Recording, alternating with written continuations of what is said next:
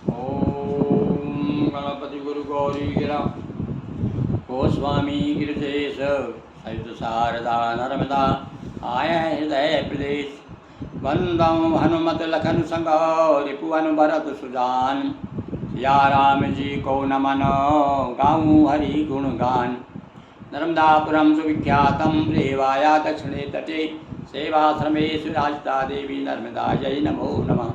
श्री सेवाश्रम नर्मदा मंदिरम भगवती नर्मदा के सानिध्य में आप नारद मोहि प्रसंग सुन रहे रामचरितमानस से। और आज दोहा क्रमांक 134 से 135 तक का प्रसंग चल रहा है। देखिए, राजकुमारी हाथ में ले निकली जयमाल और नारद जी के हृदय में आया एक भूचाल। क्या भूचाल आया?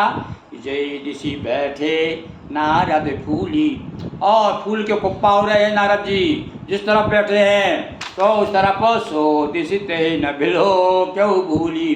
भूल से भी उधर नहीं देखा, वो तो क्रोध में थी, गुस्सा हो गई देख करके, मरकट बदन भयंकर से ही। तो पुनि पुनि उक सही देख दशा, पुनि पुनि मुनि उक सही।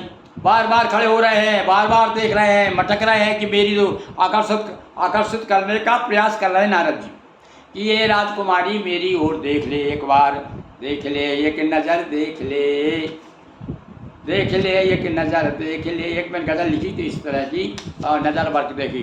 क्योंकि कहा है कि नज़र ही ना हो तो नज़ारों में क्या है, और अगर दिल हो मुर्दा बहारों में क्या है। तो यहाँ पर भैया नारद जी का तो बाहर ही बाहर आ रही है, वो उचक उचक कर देख रहे हैं कि मेरी तरफ देख ले और किसी भी तरह से और मैं इसका पति बन जाऊँ। और देख दशा हर गन मुस्का, उसकी व्याकुलता देख करके, नारद जी की व्याकुलता देख करके। अब और बाकी लोग तो समझ नहीं रहे, और बाकी का वर्णन भी नहीं किया, कोई खास मतलब नहीं है कि हर गण भगवान शिव के जो गण हैं वो देख करके मुस्का रहे हैं और व्यंगवाणी भी छोड़ते जा रहे हैं। और धरिन्द्र पतन तय गयो कृपाला, और कुंवरी हरसी मेलेऊ जयमाला। भाई ज़्यादा परेशान नहीं किया, राजकुमारी को ज़्यादा देर तक घुमाया नहीं भगवान ने। तुरंत एक राजा बनकर के आ गए और आकर के सभा में बैठ गए।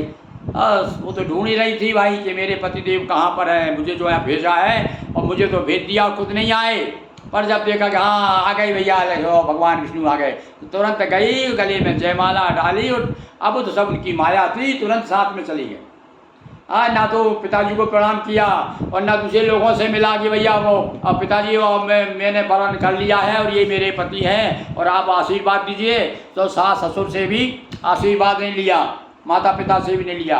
और अब तो भैया वो केवल लीला करना था, उनको नारद जी को छकाना था, तो इसलिए आगे ऐसा कुछ वर्णन नहीं किया। अब केवल इतना ही बताया कि वरमाला हुई, और वरमाला में भगवान विष्णु के गले में माला डाल करके और भगवान विष्णु लिखा कुमारी हरे शिव, और दुल्हन ले गए लक्ष्मी निवासा, ले गए।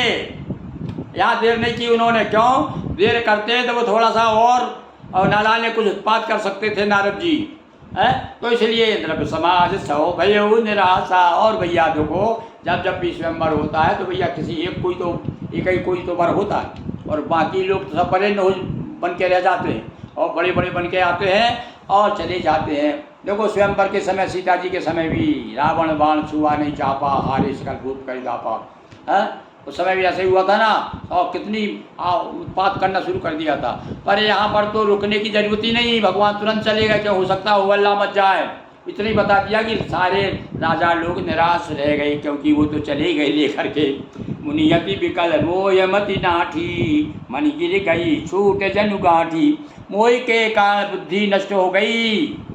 देखो अब एक बात समझ लो भैया, हम माया मोह में पड़े हुए हैं तो बुद्धि तो हमारी नष्ट है ही।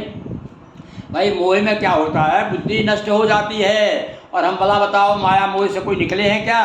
तो भैया सही बुद्धि नष्ट तो हमारी है ही, पर ये बुद्धि जो नष्ट हो गई है उससे इस कष्ट को दूर करने के लिए, और भगवान हमसे कब तक रुष्ट रहेंगे। कभी तो भनक पड़ेगी, दीनदयाल कहे ना, कभी भनक पड़ेगी। कभी धका पड़े रहो दरबार में, धका धनी के खाए, और कभी तो दीनदयाल के भनक पड़ेगी आए। तो कभी तो ध्यान देंगे भगवान। तो भैया ये मोह में हम लोग भी नारद जी की तरह घूम रहे हैं। राजकुमारी को गई देख करके बहुत ही विकल हो गए, व्याकुल हो गए, क्योंकि ये देखो यहाँ जब तक इच्छाएँ हमारी रहेगी तब तक हम दुखी रहेंगे। ये कथा ये भी बता रही है कि यदि आप, इसलिए गीता कहती है भैया कि काम करो पर उसकी कामना मत करो कि फल क्या मिलेगा।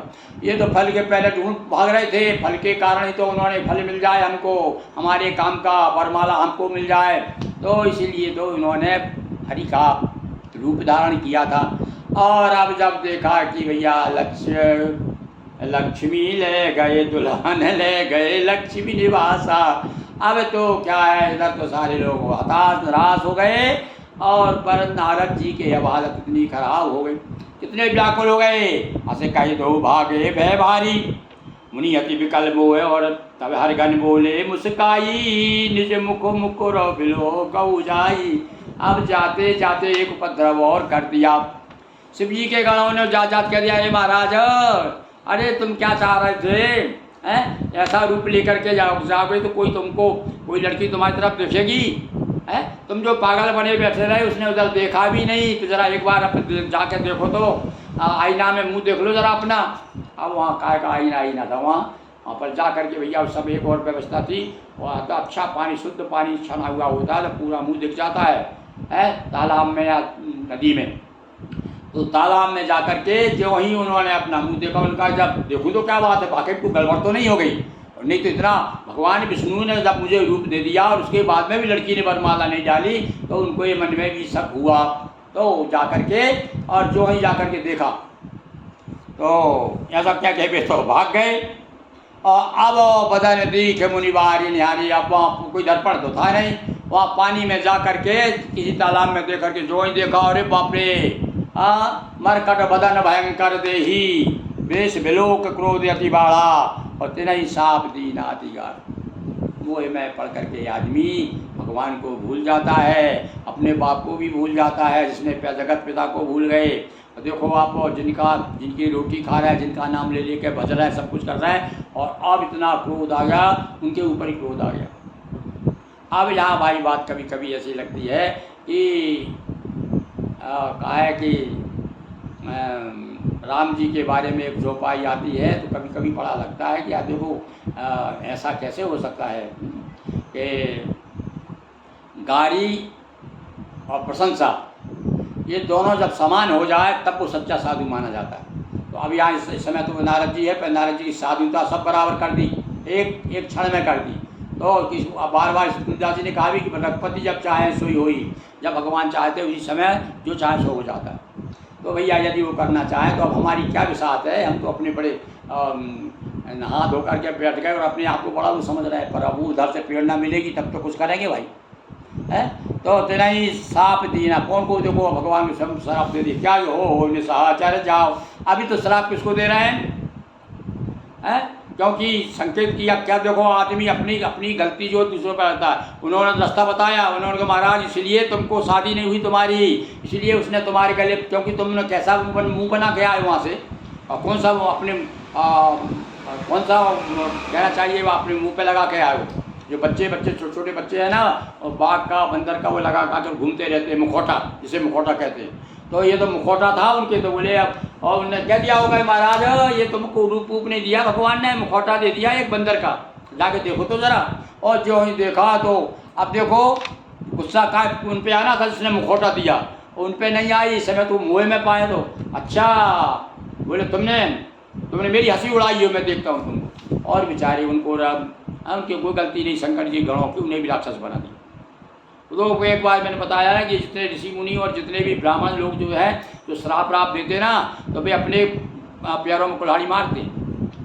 भले क्रोध में दिया, पर क्रोध में आपने यदि सोचा कि आने वाली पीढ़ी हमारे जो वंशज है ये राक्षस हो जाएंगे, हम ही परेशान करेंगे, और फिर बाद में हाथ जोड़ते फिरते रहेंगे लोग।